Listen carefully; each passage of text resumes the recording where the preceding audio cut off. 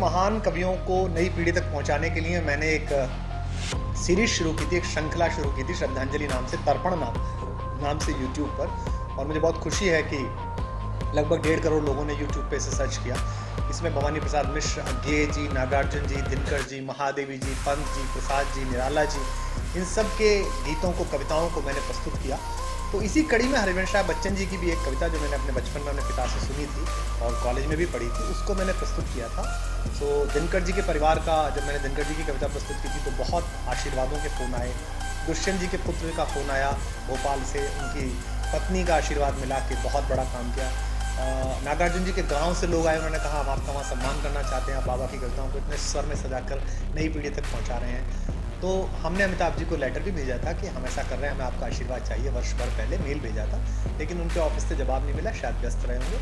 उनके बच्चन जी के दूसरे पुत्र, हरिवंश राय बच्चन जी के दूसरे पुत्र श्री अजिताभ बच्चन जी को मैंने सूचना दी थी, उनसे मौखिक अनुमति भी ली थी। कल परसों जब ये वीडियो मैंने लोड किया तब मैंने अजिताभ जी को भेजा, तो उन्होंने व्हाट्सएप पे मुझे इसकी बधाई भी दी थी कि बहुत सुंदर गाया है तुमने बाबूजी की कविता को।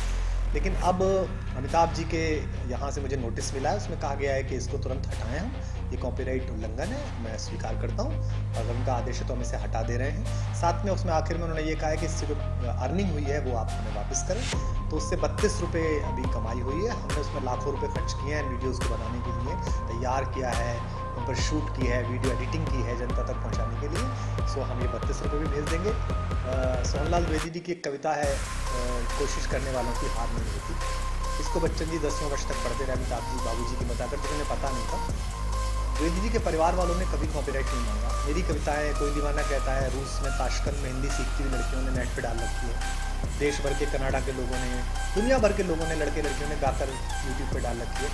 मुझे खुशी होती है कि हिंदी माँ की थोड़ी सी सेवा मैं कर पा रहा हूँ। तो मुझे लगता था शायद इस पर आशीर्वाद मिलेगा, बधाई मिलेगी, अन्यथा नोटिस तो कम से कम नहीं मिलेगा। और अब नोटिस मिला है तो थोड़ा दुख ज़रूर है, लेकिन हम मानते हैं कि हम इसे हटा देंगे। और जो 32 रुपये इस कविता ने कमाए हैं, इस एक गीत ने, हम उन्हें वापस भेज देंगे। 19 गीत हमने 19 कविताएं तैयार की थी, उनकी अतुकांत कविताएं भी तैयार की थी, उन्हें हम अपलोड नहीं करेंगे और सार्वजनिक रूप से कभी कविता नहीं पढ़ेंगे, क्योंकि उनका मन नहीं है तो नहीं पढ़ेंगे।